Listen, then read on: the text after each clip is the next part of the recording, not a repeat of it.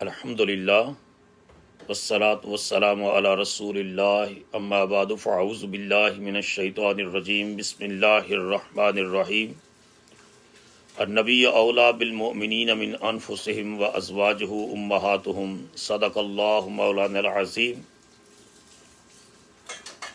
اللہ تعالیٰ کی حمد و ثناء اور نبی اکرم صلی اللہ تعالیٰ علیہ وآلہ وسلم کی ذات اقدس پر کروڑوں اربوں خربوں درود و سلام، رحمتیں اور برکتیں ہوں۔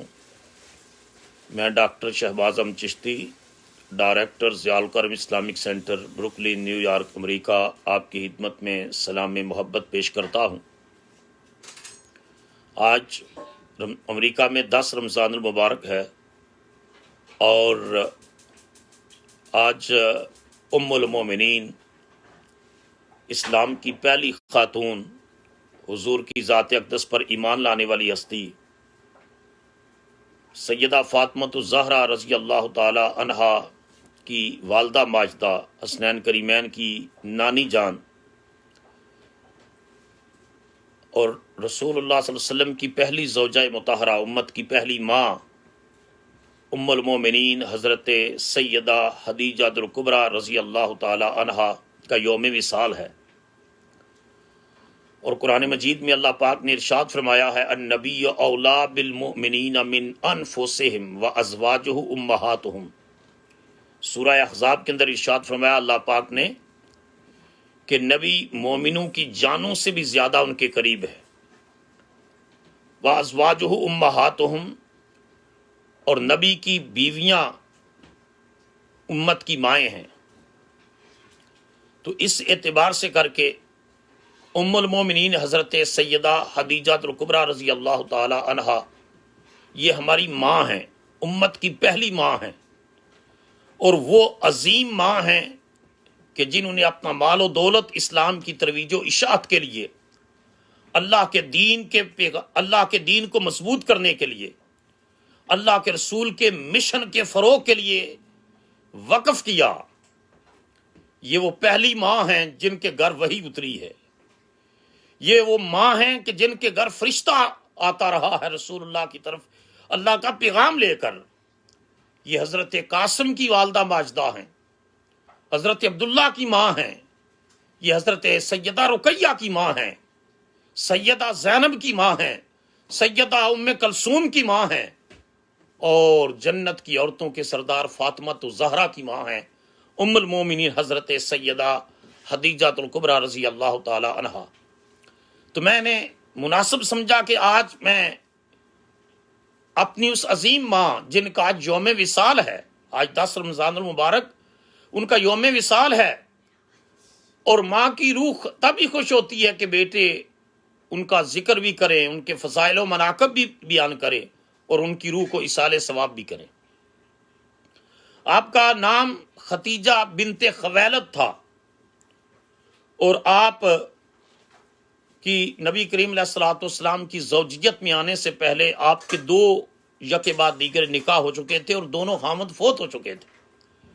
ایک ابو حالہ بن بناش تھا، اس سے حضرت خدیجہ کے 2 بیٹے پیدا ہوئے، اور دوسرا نکاح عتیق بن عابد مخزومی سے ہوا، اس سے بھی ایک بیٹی پیدا ہوئی، لیکن وہ دونوں خامد فوت ہو گئے، تو یہ بیوہ ہو گئیں۔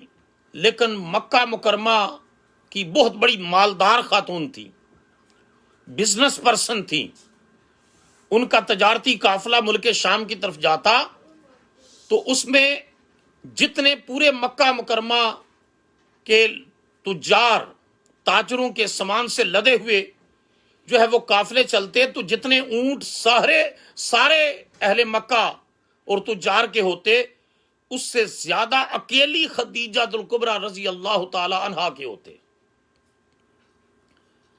چنانچہ جب حضرت خدیجہ رضی اللہ تعالی، اور پھر یہ بات بھی بڑی قابل غور ہے کہ جب دولت آتی ہے تو شرافت کی قدریں کوچ کر جاتی ہیں. جب دولت آتی ہے تو عمومی طور پر اخلاقی اقدار کا جنازہ نکل جاتا ہے.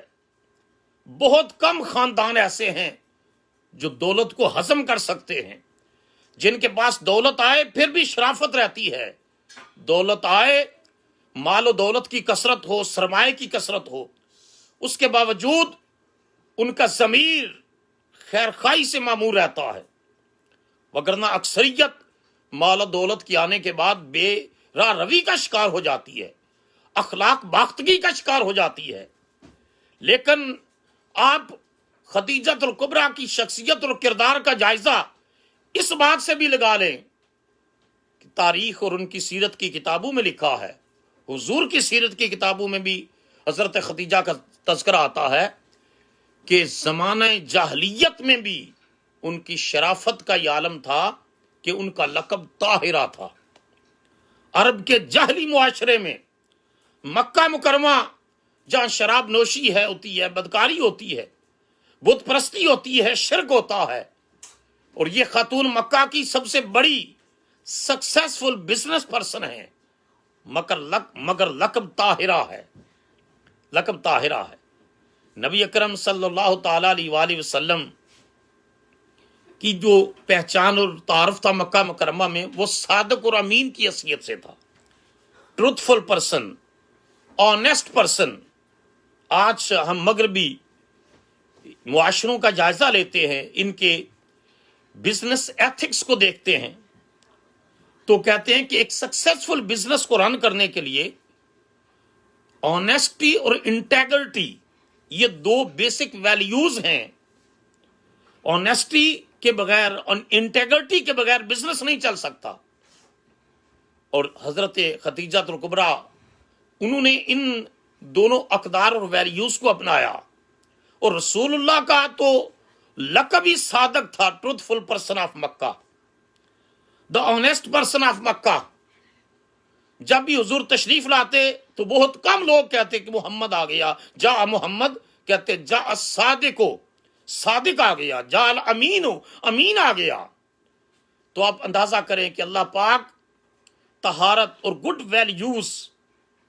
ویلیوز جو ہیں ان کو کس طرح جمع کرتا ہے. خدیجہ الکبریٰ انہوں نے اپنا سامان بھیجنا تھا ملک شام کی طرف.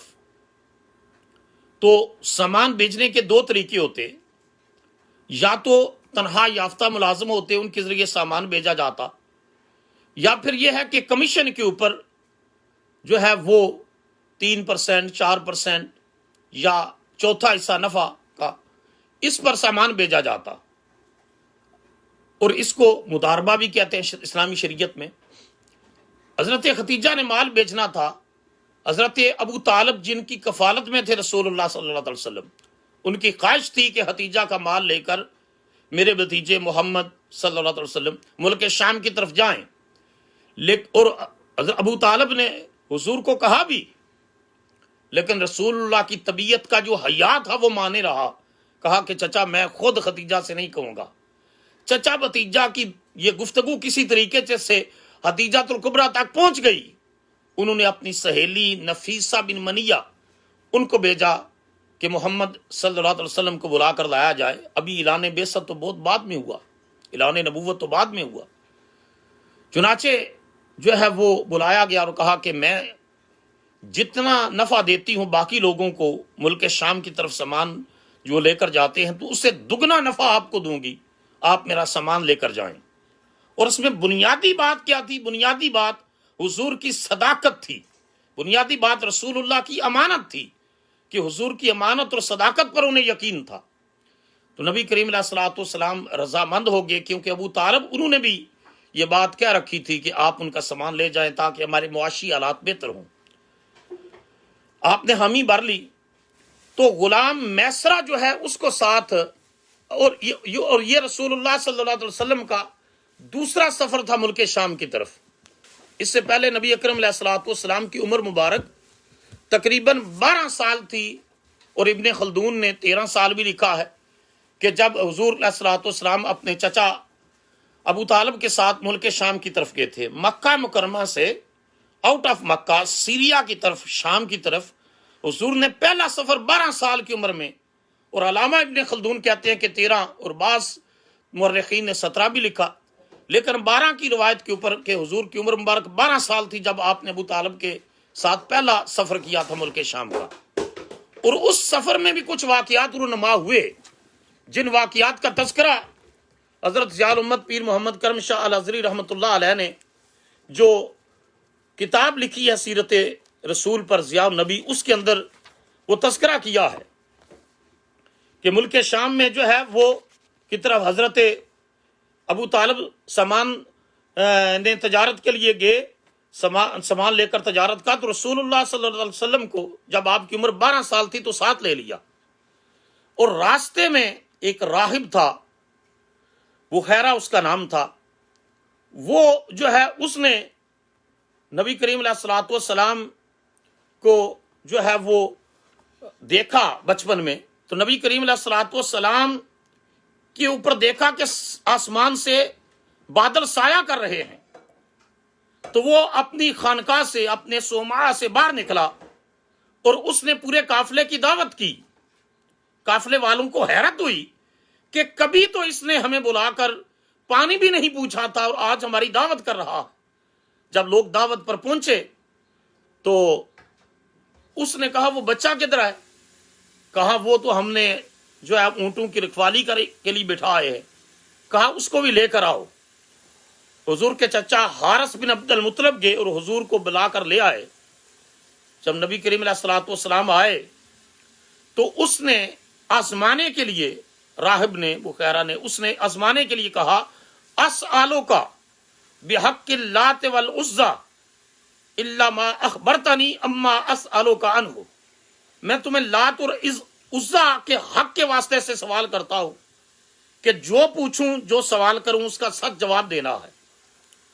تو رسول اللہ صلی اللہ علیہ وسلم نے 12 سال کی عمر میں جواب دیا، 12 سال کی عمر میں، لا تسألنی باللات والعزی شیئا فواللہ ما ابغض شیئا قط بغضھا، کہا مجھے لات اور عزی کے واسطے سے کوئی سوال نہ کرنا، خدا کی قسم مجھے جتنی نفرت اور بغض ان بتوں سے ہے، اتنی نفرت مجھے شاید کسی اور چیز سے ہو، تو مجھے لات اور عزی کے واسطے سے کوئی سوال نہ کرنا۔ اس نے کہا فباللہ الا ما اخبرتنی اما اسألک عنہ، تو پھر میں اللہ کے واسطے سے سوال کرتا ہوں کہ جو میں پوچھوں اس کا صحیح جواب دینا ہے۔ فقال له سلنی ما بدا لک، کہا اب اللہ کا واسطہ تو نے دیا ہے تو جو سوال کرنا ہے مجھ سے کر لے۔ چنانچہ اس نے رسول اللہ صلی اللہ علیہ وسلم سے حضور کی نیند کے بارے میں پوچھا، بیداری کے بارے میں پوچھا، کیفیات پوچھی، حضور جواب ارشاد فرماتے رہے۔ ساری باتوں کی تصدیق کرنے کے بعد اس نے کہا کہ اگر آپ محسوس نہ کریں تو میں جو ہے آپ کی پشت مبارک سے کپڑا ہٹا کر کوئی چیز دیکھنا چاہتا ہوں۔ حضور چونکہ وہ اللہ کا واسطہ دے چکا تھا، چنانچہ حضور نے اجازت دے دی، تو اس نے جب مہر نبوت دیکھی تو فوراً اس مہر نبوت کو چوم لیا۔ حضور کے ختم نبوت کی مہر دیکھی تو مہر نبوت کو مصطفیٰ کے مبارک کندھوں پر تو اس کو چوم لیا، اور اس کے بعد اس نے قافلے والوں نے کہا کہ معصوم محمد کی قدر و منزلت بڑی ہو گئی ہے بحیرہ کے دل میں۔ چنانچہ اس نے کہا کہ میں ابو طالب سے اب کچھ پوچھنا چاہتا ہوں۔ تو پوچھا، حضرت ابو طالب نے کہا کہ بولو کیا پوچھنا ہے؟ کہا ما ھذا الغلام من کا، اس بچے سے آپ کا رشتہ کیا ہے؟ ابو طالب جس طرح لوگ اپنے چچا بھتیجے کے بارے میں کہتا ہے کہ یہ میرا بیٹا ہے، تو ابو طالب نے کہا کہ یہ میرا بیٹا ہے۔ تو بخیرہ نے کہا ما ہوا ابنوں کا وما ينبغي لهذا الغلام ان يكون ابوه حيا، یہ پاسبل نہیں ہے اس بچے کا باپ زندہ ہو، یہ آپ کا بیٹا ہو نہیں سکتا، آپ کا بیٹا کس طرح ہے؟ تو ابو طالب نے کہا میرا بھتیجا ہے۔ کہا ہاں اب یہ بات ٹھیک ہے۔ کہا اس کا باپ کہاں ہے؟ آپ نے فرمایا ماتا و امہ حبلہ، فرمایا ان کا انتقال ہو گیا جبکہ یہ بھی ماں کی رحم میں تھے۔ تو اس نے کہا اب آپ نے سچی بات کی ہے، تو ماں کہاں ہے؟ کا کچھ عرصہ پہلے ماں کا بھی انتقال ہو گیا ہے۔ تو اس راغب نے جو آسمانی کتابوں کا عالم تھا، اس نے کہا کہ اس کو واپس لے جائیں، مجھے خدشہ ہے کہ یہودی اس بچے کو نقصان پہنچائیں گے۔ اور یہاں تک روایت کے اندر الفاظ آتے ہیں کہ بحیرہ نے صراحتاً کلیئر ورڈز کے اندر یہ کہا، ھذا سید العالمین، ھذا رسول رب العالمین، یہ سارے جہانوں کے سردار ہیں، یہ سارے جہانوں کے رب کے رسول ہیں، ھذا یبعث اللہ رحمۃ للعالمین، ان کو اللہ پاک سارے جہانوں کے لیے رحمت بنا کر بھیجے گا۔ اس بات کو ضیاء النبی میں جسٹس پیر محمد کرم شاہ الازہری رحمۃ اللہ علیہ نے لکھا ہے، اور ساتھ امام احمد بن زینی دہلان ان کی سیرت النبویہ کا حوالہ دیا ہے، پھر امام سہیلی کی جو ہے روضۃ الانف کا حوالہ دیا ہے۔ آپ اندازہ کریں کہ حضور کی عمر 12 سال ہے اور آسمانی کتابوں کا عالم نبوت کی نشانیاں پہچان کر یہ اعلان کر رہا ہے کہ یہ آخری نبی ہے، یہ اللہ کا رسول بننے والا ہے، اور یہ سراپا رحمت ہوگا۔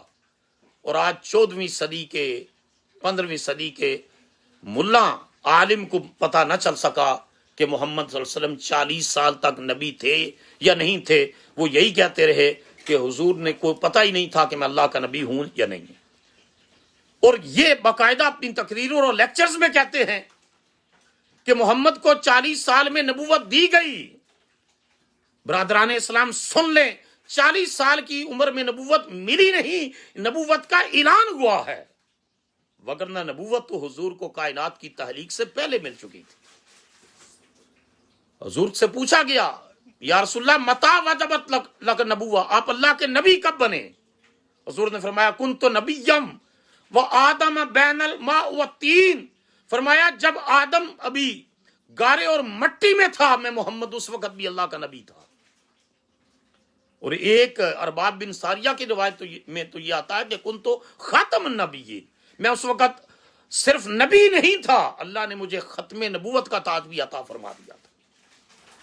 تو یہ سیرت کی کتابیں کہہ رہی ہیں کہ 12 سال کی عمر میں وہ راغب کہتا ہے کہ آپ جو ہے وہ یہ اللہ کے رسول ہیں، ان کو واپس لے جائیں، کہیں یہود ان کو تکلیف نہ پہنچا دے۔ اب یہ جب حضرت ختیجہ کا سامان حضور لے کر گئے ہیں تو حضور کی عمر مبارک 25 سال ہے، 25 سال ہے۔ اس سفر میں جو ہے وہ جو ساتھ ختیجہ نے بھیجا ہے میسرہ کو، جو ان کا پرائیویٹ سیکٹری ہے، ختیجہ کا پرائیویٹ سیکٹری ہے، اور ان کے اکاؤنٹس کو ہینڈل کرتا ہے میسرہ، ان کو ساتھ بھیجا ہے محمد صلی اللہ علیہ وسلم کے ساتھ۔ اور کس وجہ سے بھیجا ہے یہ لفظ سنیے، سیرت کی کتابوں میں جو آئے، حضور ضیاء الامت جسٹس پیر محمد کرم شاہ الازہری رحمۃ اللہ علیہ نے بھی وہ لکھے کہ ختیجہ نے اپنے غلام میسرہ کو، پرائیویٹ سیکٹری ہے، اکاؤنٹس کو ہینڈل کرتا ہے، اس کو کہا لا تعص لہ امرا ولا تخالف لہ رأیا، کہ ان کی نافرمانی نہ کرنا، نہ ان کی رائے کی مخالفت کرنا۔ اب ان الفاظ سے پتہ چلتا ہے کہ میسرہ کو خدیجہ نے حضور کی نگرانی کے لیے نہیں بھیجا، بلکہ مصطفیٰ کے آرام و آسائش کا خیال رکھنے کے لیے بھیجا، حضور کی خدمت گزاری کے لیے بھیجا۔ چنانچہ 16 ذی الحجہ کو یہ قافلہ یعنی تجارت کا حضرت ختیجہ کا مال لے کر ملک شام کی طرف جاتے ہیں اور مکہ مکرمہ سے روانہ ہوتے ہیں، اور اس قافلے میں وہ ہستی ہے جو ساری کائنات میں اللہ کی مخلوق میں سب سے افضل ترین ہستی ہے۔ اور حضور کا یہ ملک شام کی طرف دوسرا سفر ہے، 13 سال کے بعد حضور دوبارہ ملک شام کی طرف تشریف لے کر جا رہے ہیں۔ دوسرے سفر میں ایک اور راغب اسی خانقاہ میں، اس کا نام نستورہ ہے، اس سے ملاقات ہوئی، اور اس نے پوچھا میسرہ سے کہ یہ کون ہے؟ تو اس نے کہا یہ قریشی نوجوان ہے۔ راغب نے پوچھا کہ میں ان سے ملاقات کر سکتا ہوں؟ نستورہ نے کہا ہاں کر لے۔ تو اس نے ملاقات کی، اور سوالات کے بعد حضور صلی اللہ علیہ وسلم کے سر اور قدموں کو نستورہ نے چوما ہے، سر کو بھی چوما ہے اور قدموں کو بھی چوما ہے۔ اور اس کے بعد جب تسلی ہو گئی ہے کہ آخری آسمانی کتابوں میں جس نبی اور رسول اور خاتم النبیین کا تذکرہ آیا ہے یہ وہی ہیں، تو پیر محمد کرم شاہ الازہری رحمۃ اللہ تعالی علیہ نے امام ابو زہرہ مصر کے بہت بڑے عالم ہیں، حضرت ضیاء الامت کے استاد تھے، ان کے حوالے سے ضیاء النبی میں لکھا ہے، یہ سیرت کی کتاب ضیاء النبی ہے، اس میں لکھا ہے کہ نستورہ نے کہا آمن تو بیکا، اے محمد میں تجھ پر ایمان لاتا ہوں، وَأَشْهَدُ أَنَّكَ الَّذِي ذَكَرَ اللَّهُ تَعَالَى فِي التَّوْرَاةِ، اور میں گواہی دیتا ہوں کہ تو وہی ہستی ہے جس کا ذکر تورات میں آیا ہے۔ فَلَمَّا رَأَى الْخَاتِمَ قَبَّلَهُ، جب اس نستورہ نے بھی حضور کی مہر نبوت دیکھی تو وارفتگی سے مصطفیٰ کی مہر نبوت کو چومنے لگ گیا۔ وَقَالَ أَشْهَدُ أَنَّكَ رَسُولُ اللَّهِ، اور کہا میں گواہی دیتا ہوں آپ اللہ کے رسول ہیں۔ النبی الامی، آپ نبی امی ہیں۔ الذی بشر بک عیسیٰ، آپ وہی ہیں جن کی بشارت عیسیٰ علیہ السلام دیتے رہے، جو قرآن نے بھی کہا مبشرا برسول یاتی من بعد اسمہ احمد، کہ وہ آئے گی ذات جس کی میں بشارت دیتا ہوں میرے بعد آئیں گے، اس کا نام احمد ہوگا۔ تو نستورہ نے بھی کہا کہ میں گواہی دیتا ہوں کہ آپ وہی ہستی ہے جن کی بشارت عیسیٰ دیتے رہے۔ آپ اندازہ کریں کہ یہ دو، حضور کی عمر 12 سال ہے، ملک شام کی طرف سفر کرتے ہیں، تو اس وقت وہ غیرہ حضور کی نبوت اور رسالت کی گواہیاں دیتا ہے۔ اب 25 سال عمر ہے، اعلان نبوت تو 40 سال میں ہوا نا، اب نستورہ حضور کی رسالت کی گواہیاں دیتا ہے اور کہتا ہے میں اس کتاب پر بھی ایمان لاتا ہوں جو حضور پر آئے گی۔ اچھا، بات لوگ یہ سمجھتے ہیں کہ شاید اب یہ امام ابو زہرہ کی ہو، امام احمد زینی دہلان کی ہو، امام قاسم سہیلی کی روضۃ الانف ہو، ضیاء الامت پیر محمد کرم شاہ کی ضیاء النبی ہو، یہ تو کتابیں ہیں مسلمان مورخین سیرت نگاروں نے لکھی ہیں۔ میں آپ کو ایک ریفرنس دے رہا ہوں، یہ آکسفورڈ یونیورسٹی میں عربک اور انگلش میں پی ایچ ڈی کرنے والے ہیں مارٹن لنگز، مارٹن لنگز کی کتاب ہے، مارٹن لنگز نے بھی اس کا تذکرہ کیا ہے، محمد his life based upon earliest sources۔ Martin lungs لکھتا ہے when they reached Bostra in the south of Syria, Muhammad sheltered beneath the shadow of a tree not far from the cell of monk named Nestor. Since travelers' halts often remain unchanged, it could have been the self-same tree under which he had sheltered some 15 years previously on his way through Bostra with his uncle. Perhaps Bahira had died and been replaced by Nestor. However they may be, for we only know that Maisara reported the monk came out of his cell. آپ اندازہ کریں، the monk came out of his cell، کہ جو راہب ہے وہ اپنی خانقاہ سے باہر نکلا، and asked the lad, who is the man beneath the tree, that tree، کہا یہ اس درخت کے نیچے آرام کرنے والا کون ہے؟ he is man of Quraysh, said Maisara۔ مائسرا کہتا ہے یہ قریشی نوجوان ہے۔ adding by way of explanation of the people who have guardian of the sanct، وہ اس نے کہا کہ وہ جو اللہ کے گھر کے متولی لوگ ہیں، گارڈینز ہیں سینکچری کے، یہ اس قبیلے سے تعلق رکھنے والا ہے۔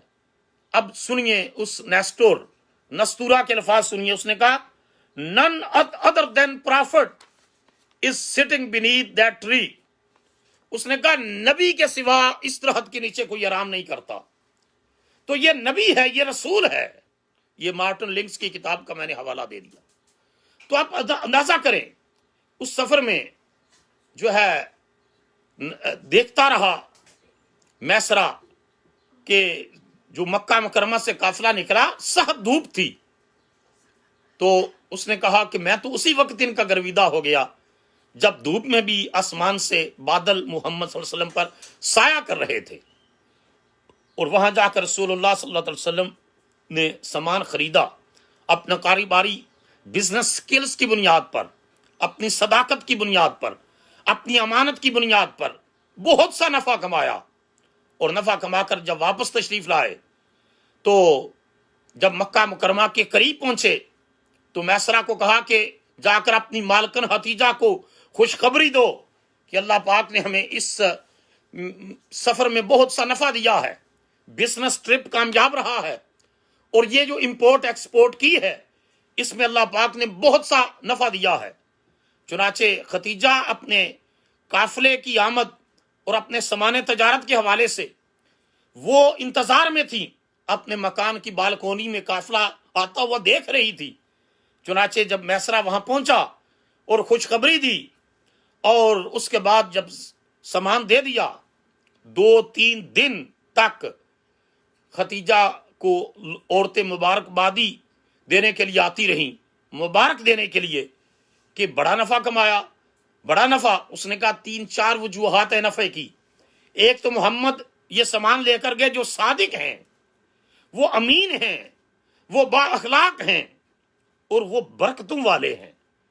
چنانچہ ختیجہ، مکہ کا ہر شخص ختیجہ الکبریٰ سے نکاح کا خواہش مند تھا۔ میں عرض کر چکا ہوں کہ ان کے 2 پہلے نکاح ہو چکے تھے، 2 شادیاں تھیں، ان سے اولاد بھی تھی، دونوں خاوند فوت ہو چکے تھے۔ اب مکہ کا ہر شخص ان سے نکاح کا خواہش مند ہے۔ کس وجہ سے؟ ان کے کردار کی وجہ سے، کہ عرب کے جہلی معاشرے میں ان کا لقب طاہرہ ہے، ان کے کردار کی وجہ سے، ان کے مالی خوشحالی کی وجہ سے، ان کی خوبصورتی کی وجہ سے، ان کے گڈ کریکٹر کی وجہ سے۔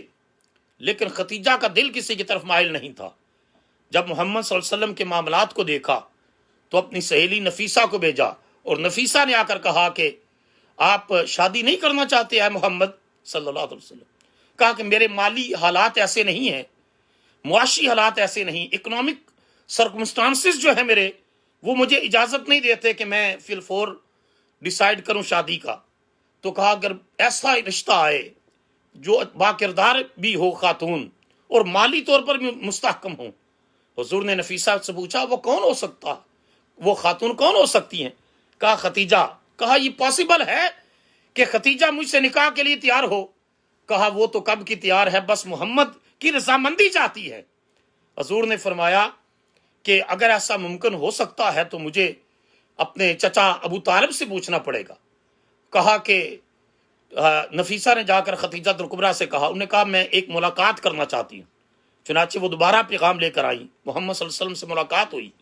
کہا کہ آپ جو ہے میرے خاندان کے فرد ہیں، آپ کی نجابت، آپ کی شرافت، آپ کی صداقت، آپ کی دیانتداری، آپ کا اعلیٰ کردار پورے مکہ، اور مجھے یہ شعر یاد آ رہا ہے، بڑی مدت رہا مکہ کی گلیوں میں یہی چرچا، بڑی مدت رہا مکہ کی گلیوں میں یہی چرچا، ایسا با حیا زمانے نے کبھی نہیں دیکھا۔ حیا محمد کی ذات کے اوپر ختم ہو گئی کہ ان جیسی حیا کائنات میں کسی میں نہیں ہے۔ ہاں، دنیا میں جب حیا کی بات آئے گی تو وہ حضور کا فیضان ہوگا، شرم کی بات آئے گی مصطفیٰ کی عطا ہوگی۔ شرم و حیا کی جتنی بھی قدریں ہیں وہ محمد کی عطا کردہ ہے، صدق و اخلاص کی جتنی بھی قدریں ہیں وہ محمد کی عطا کردہ ہیں۔ چنانچہ حضور نے ملاقات کی اور رضامندی کا اظہار کیا، لیکن کہا کہ میں اپنے چچا ابو طالب کو فائنل اتھارٹی دیتا ہوں ڈیسیژن کی۔ یہ منگنی تھی، نکاح نہیں تھا۔ جا کر ابو طالب سے بات کی، ان کی رضامندی کے بعد حضور نے ہاں کی، تب منگنی ہوئی۔ اب یہ ہے کہ آپس میں مکہ کے رؤسا اور قریش اور خاندانوں کو جمع کیا گیا۔ 40 سال عمر ہے ختیجہ الکبریٰ کی، اور 25 سال کے نوجوان ہیں محمد صلی اللہ تعالی علیہ وآلہ وسلم۔ آپ اندازہ کیجئے نا، عمر 25 سال، حسن کا عالم، جسمانی توانائیوں کا عالم، جمال کا عالم کیا ہوگا، اس حسن مطلق کی تابانیوں کا عالم کیا ہوگا۔ رب جن کی قرآن میں قسمیں اٹھاتا ہے، والضحیٰ واللیل اذا سجا، جس کے مکھڑے کی، حسین مکھڑے کی رب قرآن میں قسمیں اٹھا رہا ہے، اور جن کی عنبری زلفوں کی رب قسمیں اٹھاتا ہے قرآن میں، اور مکہ کی عورتیں جن سے نکاح کی خواہش مند ہیں، لیکن اللہ کے نے ختیجہ کے مقدر میں یہ سعادت لکھی ہے 25 سال کی عمر، اور ختیجہ الکبریٰ کی عمر 40 سال، 15 سال عمر میں بڑی ہیں۔ بیوہ سے نکاح کرنا آج بھی دنیا میں معیوب سمجھا جاتا ہے۔ ہمارے پاکستان کے ساتھ ہی نام نہاد جمہوریت کا علمبردار ہے بھارت ہندوستان، وہاں آج بھی بیوہ کو نحوست کی علامت سمجھا جاتا ہے۔ اور عرب کا معاشرہ جہاں عورت منڈیوں میں بکتی ہے، وہاں محمد عربی کا پہلا نکاح ہے کہ بیوہ عورت سے کرنا، یہ عورت کی عزت کو 4 چاند لگانا نہیں تو اور کیا ہے۔ آج جو عورت اپنے حقوق اور کے پلے کارڈ اٹھا کر میرا جسم میری مرضی کا اعلان کر رہی ہے اور اسلام کی حدود و قیود سے نکلنا چاہتی ہے، یہ عورت تو منڈیوں میں بکتی تھی۔ یہ تو حبشہ کے دربار میں جب قریش کا قاصد گیا مسلمانوں کو واپس لینے کے لیے، تو حضرت جعفر کی تقریر کے جواب میں اس نے کہا کہ جب حضرت جعفر نے حبشہ کے بادشاہ نجاشی کے سامنے کہا کہ محمد نے میں تو عورت کی تعظیم کا حکم دیا ہے، تو اس وقت مکہ کے قاصد نے کہا عورت جس کو ہم استعمال کرتے ہیں اور پھر پھینک دیتے ہیں، عورت جس کی ہم خرید و فروخت کرتے ہیں، منڈیوں میں جس کو بیچتے ہیں، تو حضرت جعفر نے کہا شرم آنی چاہیے تجھے، اسی عورت کے کوکھ سے تو نے جنم لیا ہے، اسی عورت کی کوکھ سے۔ اس عورت کو عزت کی چادریں مصطفیٰ نے عطا کی ہیں۔ اور حیرت میں میرا یہ جملہ ذہن میں بٹھا لے، مغرب کی عورت ثقافت کے لیے اور پردے کے لیے جنگ لڑ رہی ہے عدالتوں میں، اور پاکستان جیسے مسلم معاشرے کی بد کردار این جی اوز چلانے والی مسلمان معصوم بچیوں کو اور نیک سیرت خواتین کو ورغلا کر بہکا کر ان کے ہاتھوں میں کارڈ پکڑا رہی ہے کہ تم اپنے حقوق کے لیے کہ میرا جسم میری مرضی ہے۔ اب آیا ہوا ہے کرونا، وبا پوری دنیا میں پھیلی ہے، اب نکلو بغیر ماسک کے، اب نکلو بغیر پردے کے، پتا چلے کہ تمہارا جسم اور تمہاری مرضی کہاں تک جو ہے وہ مفید ثابت ہو سکتی ہے۔ اللہ کے رسول نے پہلا نکاح ایک بیوہ سے کیا، ادھر سے خطبہ نکاح ابو طالب نے پڑھا، اور اس دوسری طرف سے خطبہ نکاح حضرت ختیجہ کے جو ہے وہ چچا عمر بن خویلد نے پڑھا، عمر بن خویلد نے پڑھا۔ اور عمر جو ہے وہ یہ چچا تھے حضرت ختیجہ کے، انہوں نے جو ہے وہ دوسری طرف سے وہ خطبہ نکاح پڑھا، کیونکہ آپ کے والد جو ہے وہ وصال فرما چکے تھے حضرت ختیجہ الکبریٰ کے، چنانچہ چچا ادھر سے رسول اللہ صلی اللہ تعالی علیہ وآلہ وسلم کا نکاح جو ہے وہ کنڈکٹ کیا گیا، تو خطبہ نکاح حضرت ابو طالب نے پڑھا۔ بہت سارے لوگ یہ کہتے ہیں کہ ابو طالب مسلمان نہیں ہوئے، بھائی اس بات پر انہوں نے اپنے اسلام کا اظہار نہیں کیا۔ میرا ایمان اور عقیدہ کہتا ہے کہ ابو طالب مسلمان تھے، اور میرا جملہ نوٹ کر لیں، میں اپنا نکاح یا اپنے خاندان کی کسی عورت کا نکاح کافر سے نہیں پڑھوا سکتا۔ آپ اپنی بیٹی، اپنی بہن اور کسی رشتہ دار کا نکاح کافر سے نہیں پڑھوا سکتے، مشرک سے نہیں پڑھواتے۔ اللہ کب برداشت کر سکتا تھا کہ اللہ کے رسول اور آخری رسول کا نکاح ہو اور ایک کافر نکاح پڑھائے، مشرک نکاح پڑھائے؟ ابو طالب نے اپنے اسلام کا حکمت کی وجہ سے اظہار نہیں کیا، یعنی یہ نہیں کہ اس وقت مسلمان تھے، اعلان نبوت کے بعد، حضور کے اعلان نبوت کے بعد اس وقت تک وہ دین حنیف پر تھے، وہ دین ابراہیمی پر تھے، لیکن حضور کے اعلان نبوت کے بعد جس طرح حضور کا دفاع کیا ہے انہوں نے، میری تحقیق، میرا ایمان اور عقیدہ یہ ہے کہ ابو طالب حضور کی نبوت اور رسالت پر صدق کے دل سے ایمان رکھتے تھے۔ اور اب حضرت ختیجہ الکبریٰ حضور کے نکاح میں آتی ہیں، تو 15 سال تک حضور کے اعلان نبوت سے پہلے 15 سال تک ختیجہ الکبریٰ حضور کے نکاح میں رہی ہیں۔ اب حضور کا دل، جب حضور کی عمر مبارک 40 سال ہوئی ہے اور ختیجہ الکبریٰ کی عمر 55 سال ہوئی ہے، حضور کا دل تنہائیوں کی طرف جاتا ہے۔ اور امام غزالی نے لکھا ہے کہ انسان کی عقل اپنے درجہ کمال کو 40 سال کی عمر میں پہنچ جاتی ہے۔ اور یہ اللہ کی حکمت ہے 40 سال کی عمر میں حضور کو اس بات کا اعلان کروانا کہ میرے نبی اور حضور کی طرف وحی کا آنا، قرآن کا نزول جب حضور کی عمر 40 سال کہ جسم ذہن فکر کی توانائیاں اپنے عروج پر چلی جاتی ہیں، 40 سال عمر ہوتی ہے حضور کی، تو حضور تنہائیوں کی طرف دل مائل ہے، اور غار حرا میں حضور جاتے ہیں، اور خدیجہ الکبریٰ 2 دن 4 دن ہفتے کا سامان باندھ کر دیتی ہیں، کھانا پکا کر دیتی ہیں، خشک میوہ جات دیتی ہیں کہ دل کرے گا تو وہاں کھانا کھا لینا۔ ایک دن ہفتے کا سامان لے کر گئے، خدیجہ الکبریٰ ان کو تعجب ہوا کہ ہفتہ ہو گیا، کھانا ختم ہو گیا ہوگا، واپس نہیں تشریف لائے۔ غار حرا میں عبادت کی کیفیت کیا تھی؟ وہ لکھتے ہیں سیرت نگار، کانا صفت تعبدہ فی غار حرا التفکر والتدبر، کائنات کی کھلی کتاب کے اندر غور و فکر کرنا، یہ عبادت تھی۔ اللہ کی ذات اور اس کائنات کے بنانے والے پر غور و خوض کرنا۔ دیکھیں نا، حضور کے اعلان نبوت سے قبل بھی مکہ کے 4 افراد تھے جنہوں نے سوچا یہ بت پرستی اور شرک یہ جو ہے یہ ہمارا ابراہیمی دین کا حصہ نہیں ہے، ہم اس کو ریجیکٹ کرتے ہیں، شرک اور بت پرستی کو، ہم دین حنیف پر ہیں۔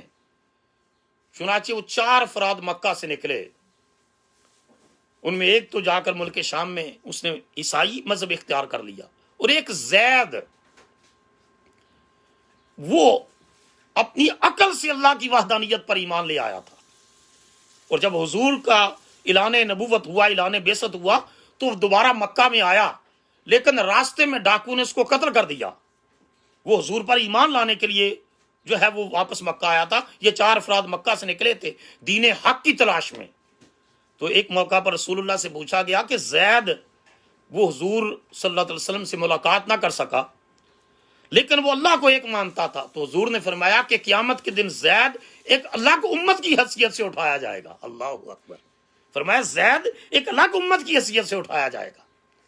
اب حضرت خدیجہ الکبریٰ دیکھتی ہیں کہ حضور غار میں تو تشریف لے جاتی ہیں غار حرا میں، تو قرآن مجید کہتا ہے وَوَجَدَكَ ضَالًّا فَہَدَىٰ، تجھے اپنی محبت میں گم پایا تو میں نے پردے اٹھا دیے۔ اس موقع پر خدیجہ کہتی ہیں میری حیرانگی کی انتہا نہ رہی۔ اس آیت کا ترجمہ بھی کچھ مترجمین نے کرتے ہوئے ٹھوکر کھائی کہ محمد تجھے گم کردہ راہ پایا تو ہدایت دی، نہیں، وہ تو گم کردہ راہ نہیں، اِنَّكَ لَتَهْدِي إِلَىٰ صِرَاطٍ مستقیم، ساری کائنات کے لوگوں کو رہنمائی عطا کرنے کے لیے اللہ نے محمد عربی کو مبعوث فرمایا ہے، وہ گم کردہ راہ کہاں ہو سکتے ہیں؟ تو وہ کہتے ہیں کہ دال اس کا جو مادہ ہے وہ اس میں ہے کہ گم ہونا۔ تو اعلیٰ حضرت امام محمد رضا نے لکھا، حضرت ضیاء الامت جسٹس پیر محمد کرم شاہ الازہری نے لکھا، اگر یہ معنی بھی ہو تو پھر بھی گم کردہ راہ نہیں ہے، اس صورت میں بھی ہوگا وَوَجَدَكَ ضَالًّا فَہَدَىٰ، اے نبی میں نے تجھے اپنی محبت میں گم پایا، اپنے عشق میں گم پایا، اپنے ذکر میں گم پایا، اپنی ذات میں گم پایا، اپنے تصورات میں گم پایا، میری طلب میں تجھے گم پایا میں نے، تو میں نے پردے اٹھا دیے، فہدا، اور اپنی بارگاہ سے تجھے ہدایت عصمہ کا نور عطا فرمایا۔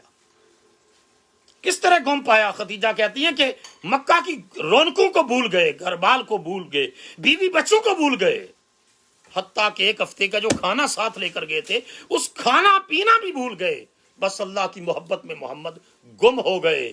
وَوَجَدَكَ ضَالًّا، تو پھر اللہ نے بھی پردے اٹھا دیے، اللہ نے بھی کرم نوازی کی انتہا کرتے۔ اب وہاں جب فرشتہ آتا ہے اور پہلی وحی آتی ہے، اقرا بسم ربک، اپنے رب کے نام سے پڑھی، اس کی تفصیل کا وقت نہیں ہے۔ پہلی 5 آیات اگر موقع ملا تو میں عرض کروں گا، یہ پہلی 5 آیات یہ ڈیل کرتی ہیں ڈیفرنٹ برانچز آف سائنسز کو۔ اسلام میڈیکل سائنس کی بنیاد قرآن مجید کی پہلی وحی کی 2 آیت میں رکھ دی گئی، اقرا بسم ربک الذی خلق، خلق الانسان من علق، انسان کو جمع و خون سے پیدا کیا۔ میڈیکل سائنس آج کی تھیوریز بیس کرتی ہیں آج قرآن کی اس آیت کے اوپر، یہ ایک الگ ٹاپک ہے، اس پر کبھی میں گفتگو کروں گا۔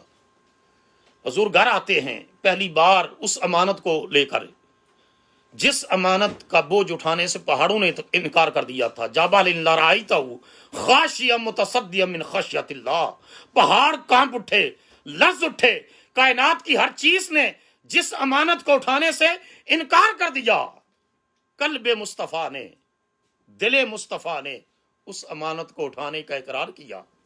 وہ امانت اٹھا کر حضور گھر آتے ہیں تو جسم کانپ رہا ہے، وائبریٹ کر رہا ہے۔ حضور گھر آتے ہیں اور فرماتے ہیں زملونی زملونی زملونی، مجھے کمبل اڑا دو، مجھے کمبل اڑا دو۔ حضرت ختیجہ نے کمبل اڑایا۔ جب کیفیت ختم ہوتی ہے تو ختیجہ الکبریٰ کے الفاظ یہ تھے، عموماً عورتیں جو ہے وہ ذرا حساس ہوتی ہیں، سینسٹیو ہوتی ہیں، مرد پریشان ہو تو عورت زیادہ پریشان ہو جاتی ہے، لیکن کس قدر عقل مند تھی یہ خاتون، کس قدر انٹلیکچوئل تھی یہ خاتون۔ پتہ ہے کیا کہتی ہیں حضور کو؟ کہتی ہیں آپ پریشان نہ ہوں، آپ غریبوں کی مدد کرتے ہیں، آپ بیوہ عورتوں کا سہارا بنتے ہیں، آپ یتیموں کی کفالت کا ذمہ اٹھاتے ہیں۔ میں توقع کرتی ہوں کہ جس انسان کے اندر یہ خوبیاں ہوں کہ وہ معاشرے میں کنسٹرکٹیو رول پلے کرتا ہے، بیوہ عورتوں کی مدد کرتا ہے، یتیموں کی کفالت کرتا ہے، ضرورت مندوں کی مدد کرتا ہے، بھوکوں کو کھانا کھلاتا ہے، محتاجوں، ضرورت مندوں، اپاہجوں، بے روزگاروں کے حقوق کے لیے آواز اٹھاتا ہے، جس انسان کے اندر یہ خوبیاں ہوں اس کا رب اس کو تنہا نہیں چھوڑتا۔ ورقہ بن نوفل اپنے چچا زاد اور ورقہ بن ختیجہ کے والد کی خواہش تھی کہ ختیجہ کا رشتہ ورقہ کو دیں، عیسائی عالم تھا، کہ میری بیٹی اچھی عادات کی مالکہ ہے، لیکن اللہ کو کچھ اور منظور تھا، وہ آسمانی کتابوں کا عالم تھا ورقہ بن نوفل چچا زاد، اس کے پاس لے کر گئی اور اس نے کیفیات دے کر کہا یہ تو وہی پیغام ہے جو موسیٰ کی طرف آیا تھا، یہ وہی پیغام ہے جو عیسیٰ کی طرف آیا تھا، کاش میں اس وقت تک زندہ رہوں جب آپ کی قوم آپ کو آپ کے شہر مکہ سے نکال دے گی۔ حضور فرماتے ہیں کہ کیا میری قوم مجھے نکال دے گی؟ کہا ہاں، جس نے بھی حق کا پیغام، جو بھی حق کا پیغام لے کر آیا ہے، جس نے بھی اللہ کی کبریائی کا جھنڈا تھاما ہے، جس نے بھی ہدایت کا پیغام عام کرنے کی کوشش کی ہے، دنیا نے اس کی مخالفت کی ہے۔ لوگ پراپیگنڈا کرتے ہیں، لوگ اذیتیں دیتے ہیں، اور ایسا ہوا پھر۔ لیکن ختیجہ الکبریٰ کی ہمت اور جرت پر قربان جائیے۔ اب ایک بڑا امپارٹنٹ، افطار کا وقت بھی قریب ہے، میں دو چار امپارٹنٹ باتیں عرض کرتا ہوں۔ یہ جو ہے وہ تقسیم کار تو ہم کرتے ہیں نا کہ مردوں میں پہلے حضرت ابو بکر مسلمان ہوئے، بچوں میں حضرت علی مسلمان ہوئے، غلاموں میں زید بن حارثہ مسلمان ہوئے، عورتوں میں ختیجہ الکبریٰ۔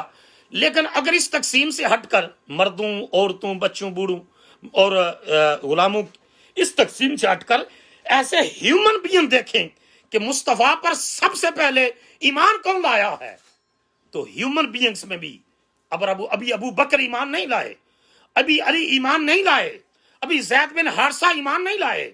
اے عورتوں، اے میرے رسول کی امت کی بیٹیوں، اپنے مقدر پر ناز کرو۔ محمد عربی کے نور کو سب سے پہلے مرد نے نہیں، سب سے پہلے ایک عورت نے قبول کیا ہے۔ ایک عورت سب سے پہلے اس دعوت حق کو قبول کرتی ہے، اور وہ امت کی ماں ختیجہ الکبریٰ ہے۔ ابھی مردوں نے اس نور حق کی روشنی کو اپنے سینوں میں نہیں سمایا کہ ایک عورت ختیجہ الکبریٰ اس نور کی امانت دار بن جاتی ہے اور مصطفیٰ کی دعوت حق کو قبول کرتی ہے۔ انسان عالم ہو، مفتی ہو، جج ہو، دنیا کا بڑا پولیٹیکل لیڈر ہو، پریزیڈنٹ ہو، جتنی اس کی کمزوریوں سے اس کی بیوی واقف ہوتی ہے کوئی اور واقف نہیں ہوتا، اور دنیا مان بھی لے نا اس کی گریٹنیس کو تو بیوی کم ہی مانتی ہے۔ مگر کیسا کردار تھا محمد عربی فدا ہو ابی و امی صلی اللہ علیہ وسلم کا، کہ حضور کی دعوت حق پر سب سے پہلے شریک حیات، لائف پارٹنر، گھر میں خلوت اور جلوت دیکھنے والی، ہر وقت کردار کا معائن جو ہے وہ جائزہ لینے والی ختیجہ الکبریٰ سب سے پہلے ایمان لاتی ہیں۔ پھر حضور کی ان سے ساری اولاد ہوتی ہے ایک بیٹے کے سوا، حضرت قاسم ختیجہ سے پیدا ہوتے ہیں، انہی کی وجہ سے حضور کی کنیت ابو القاسم تھی۔ حضرت عبداللہ وہ ختیجہ الکبریٰ سے پیدا ہوتے ہیں، ان کا لقب طیب و طاہر تھا۔ حضور کی بیٹی حضرت رقیہ، حضرت زینب، حضرت ام کلثوم اور فاطمہ الزہرا ان سے پیدا ہوتی ہیں۔ 4 بیٹیاں اور 2 بیٹے خدیجہ الکبریٰ سے پیدا ہوتے. اور خدیجہ الکبریٰ جب حضور کے نکاح میں آئیں تو مکہ کی سب سے کامیاب ترین بزنس پرسن تھیں. جب ان کا انتقال کا وقت آیا تو ساری دولت، سارا مال و متاع، سب کچھ مصطفیٰ کے دین کے لیے، حضور کے مشن کے لیے، حضور کے مشن کے احیاء کے لیے، کلمات اللہ کے احیاء کے لیے خدیجہ الکبریٰ اپنا سارا سامان، مال و دولت سب کچھ لٹا دیا، سب کچھ لٹا دیا.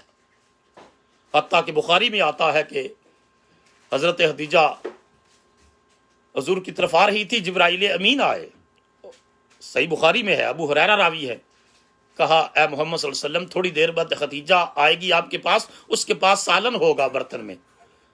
وہ جب وہ آئے تو اللہ پاک فرما رہا ہے کہ خدیجہ کو میرا سلام کہنا. یعنی باقی ازواج کا تو ہم دیکھتے ہیں، حضرت عائشہ کو کہا یہ جبرائیل ہے، اے عائشہ تجھے سلام کہتا ہے، فلاں کسی زوجہ کا یہ جبرائیل کھڑا ہے سلام. ڈائریکٹ اللہ کا سلام یہ خدیجہ الکبریٰ کی طرف آیا، کہا اللہ نے سلام بھیجا ہے خدیجہ کو، اور اللہ پاک نے پیغام دیا ہے اے نبی خدیجہ کو کہنا میرا پیغام دینے کے بعد کہ میں نے جنت میں تیرے لیے ایک محل موتیوں کا تیار کیا ہے جس میں شور و غوغا نہیں ہوگا، وہ پیلس آف پیس ہوگا، وہ صرف خدیجہ کو لیے بنایا ہے. یہ کردار تھا امت کی پہلی ماں کا. اور پھر رسول اللہ صلی اللہ علیہ وسلم نے فرمایا کہ 4 عورتیں جنتی عورتوں کے سردار ہیں، یعنی آدم علیہ السلام سے لے کر آخری انسان تک جو آئیں گے، آگے اولادیں ہوں گی، حضرت حوا سے لے کر آخری عورت تک جتنی عورتیں آئیں گی، ان عورتوں میں، عورتوں کی جنت میں 4 عورتیں سردار ہوں گی. ان میں فرمایا کہ ایک حضرت عیسیٰ کی والدہ مریم، دوسری فرعون کی بیوی آسیہ، تیسری میری بیوی خدیجہ الکبریٰ، اور مصطفیٰ نے کہا چوتھی میری بیٹی فاطمہ الزہرا رضی اللہ تعالی.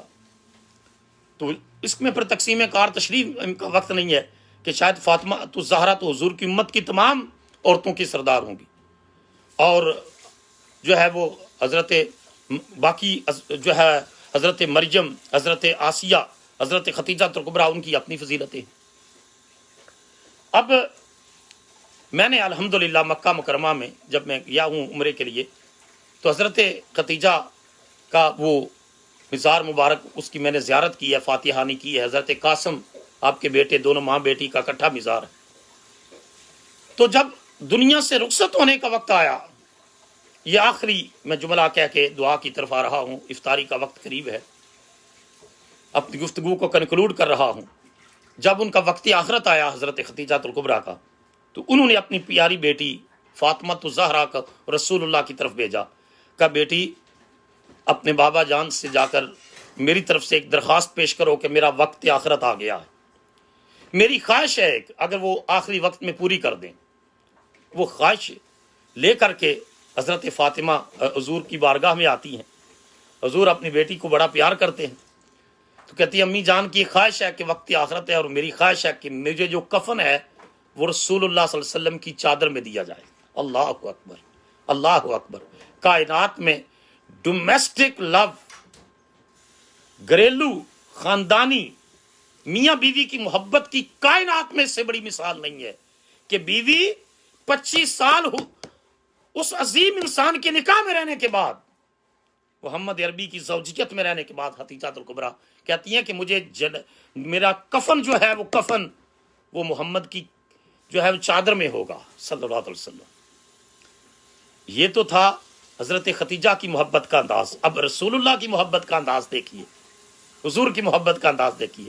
حضور فرماتے ہیں بیٹی فاطمہ اپنی ماں سے کہو کہ وہ تو میری چادر مانگ رہی ہے نا، تیری ماں نے دین کے لیے اتنی قربانیاں دی ہیں، میرا اتنا ساتھ دیا ہے، اتنی وفاداری کیا میرے ساتھ.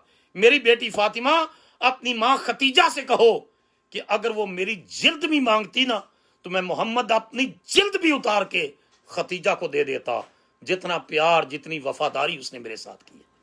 یہ حضور کی محبتوں کا عالم تھا، یہ حضور کی کرم نوازیوں کا عالم تھا، یہ حضور کی عنایتوں کا عالم تھا، یہ حضور کی اپنی بیوی کے لیے خیر خواہی اور محبت کا عالم تھا.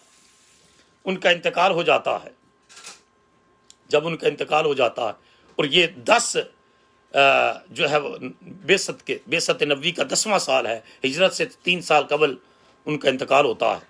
ابھی تک جنازے کے احکامات نہیں آئے تھے، ابھی تک 5 وقتہ نماز ریگولر جو ہم پڑھ رہے ہیں وہ اس کی فرضیت و شب معراج کو ہی، اور یہ ابو طالب اور ان کی حضرت ختیجہ کے انتقال کے درمیان 35 دن کا فرق ہے۔ حضور کی زندگی میں اس کو عام الحزن، غم کا سال کہا جاتا ہے۔ نبی کریم علیہ الصلوۃ والسلام نے ان کی زندگی میں دوسرا نکاح نہیں کیا، اس کے بعد پھر حضرت سودا، حضرت عائشہ سے دیگر ازواج سے نکاح کیے، ان کا ہمیشہ خیر سے حضور ذکر کرتے۔ حضرت عائشہ فرماتی ہیں کہ کوئی دن ایسا کم ہی گزرا ہے کہ حضور گھر آئے ہوں اور ختیجہ کا ذکر نہ کیا ہو۔ فرماتی ہیں عورت کے اندر جو ایک پہلو ہوتا ہے، تو مجھے ایک دن خیال آیا اور میں نے کہا کہ آپ ہر وقت اس بوڑھی کا ذکر کرتے رہتے ہیں، اللہ نے آپ کو جوان عورتیں دی ہیں اپنی ازواج میں، عقد میں، آپ کے عقد میں، آپ اس بوڑھی کا ذکر کرتے ہیں۔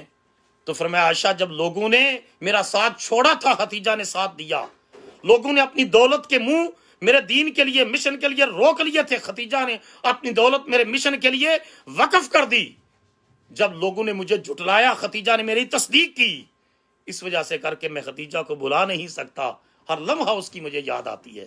اور بکری ذبح کرواتے تو اس کا گوشت ڈھونڈ ڈھونڈ کے ختیجہ کی سہیلیوں کے گھر پہنچاتے۔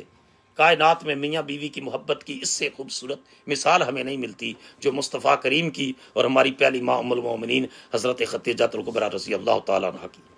دعا کرتے اللہ پاک اس ماں کی قبر انور پر کروڑوں رحمتیں اور برکتیں فرمائے، اور ہماری ماؤں کی بخشش بھی اس ماں کا صدقہ فرمائے، اور ہماری بیویوں کو بھی اس عظیم امت کی ماں کا صدقہ ان کے کردار کو اپنانے کی توفیق عطا فرمائے۔ ہماری بیٹیوں کو ام المومنین ختیجہ الکبریٰ کا کردار اور سیدہ فاطمہ الزہرا کی سیرت کا نور عطا فرمائے۔ آج سب نے دعا افطار کے وقت کر کے اس ماں کے لیے دعا مانگنی ہے، ختیجہ الکبریٰ کے لیے جو امت کی پہلی ماں ہیں، کیونکہ آج ان کا یوم وصال ہے۔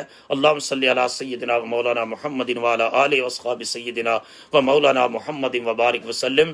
یا اللہ پاک جو کلام پاک میں نے پڑھا ہے اس کا ثواب، جو میرے گھر میں پڑھا ہے ان کا ثواب، جو افطار ہے اس کا ثواب حضور علیہ الصلوۃ والسلام کی بارگاہ میں پیش کرتے ہیں، حضور کے وسیلہ جلیلہ سے کر کے 1,24,000 انبیاء رسل، حضور کے والدین کریمین، اور بالخصوص حضور کی ازواج مطہرات میں سے ام المومنین حضرت سیدہ خدیجہ الکبریٰ رضی اللہ تعالی عنہا کی روح مبارکہ کو اس کا ثواب ساتھ، اور ان کے درجات کو بلند فرما، ان کو جنت الفردوس میں اعلیٰ سے اعلیٰ مقام عطا فرما، اور ان کے صدقے یا اللہ پاک ہماری ماؤں کی بھی بخشش فرما۔ اے اللہ ہماری بیویوں اور ہماری بہنوں اور ہماری بیٹیوں کو ختیجہ الکبریٰ اور ان کی بیٹی فاطمہ الزہرا کی سیرت کا نور عطا فرمائیو۔ اس عظیم ماں کو سلام جس نے امت کو فاطمہ جیسی بیٹی عطا فرمائی، اور اس عظیم ماں کی تربت اقدس پر اللہ کروڑوں رحمتیں اور برکتیں نازل فرما۔ اے اللہ سیدہ خدیجہ الکبریٰ کا صدقہ دنیا سے کرونا کی وبا کو ختم فرما۔ سیدہ خدیجہ الکبریٰ کا صدقہ، ام المومنین کا صدقہ یا اللہ حضور کی امت کو عروج عطا فرما۔ ام المومنین کا صدقہ مسلمان امت مصطفیٰ کی بیٹیوں کو شرم و حیا نصیب فرما، پردہ نصیب فرما۔ ان کو خدیجہ الکبریٰ کا صدقہ دین کے لیے وفاداری نصیب فرما۔ یا اللہ جتنے دوست یہ میرے ابھی آن لائن دیکھ رہے ہیں، کامنٹ کر رہے ہیں اور دعا کے لیے کہہ رہے ہیں، یہ میں دیکھ رہا ہوں بہت سارے ساتھی، یا اللہ ان کی خیر و برکت عطا فرما۔ جو حاجتیں ان کے دل میں ہیں سب کا نام لینے کا وقت نہیں، افطار کا وقت ہے، اللہ ان سب کی حاجتوں کو پورا فرما، ان کی دعاؤں کو اپنی بارگاہ میں قبولیت کا شرف عطا فرما۔ جو لوگ اس کرونا وائرس کے نتیجے میں فوت ہوئے ہیں مسلمان، ان کو مسلمانوں کو مقام شہادت عطا فرما۔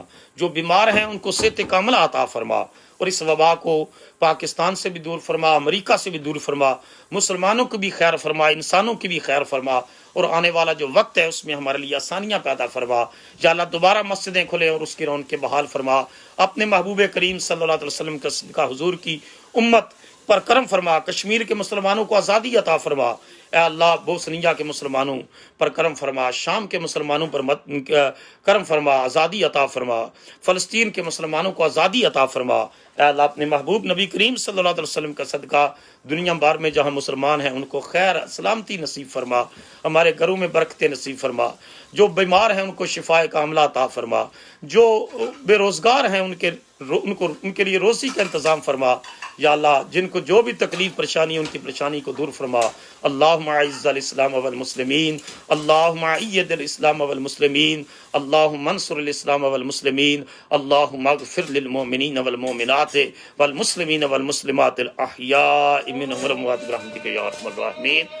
سارے حضرات جو ہے وہ دعا مانگ کے حضرت ختیجۃ الکبریٰ کو اشارہ ثواب کر کے نیو یارک امریکہ میں افطاری کا وقت ہو گیا ہے، آپ جو ہے 1 منٹ کے بعد روزہ افطار کر لیں، اور باقی جو سننے والے وہ اپنے اپنے علاقوں کے مطابق جو ہے وہ افطار کریں گے۔ اللہ پاک سب کو عزت برکت رحمت نصیب فرمائے۔ وما علینا الا البلاغ المبین۔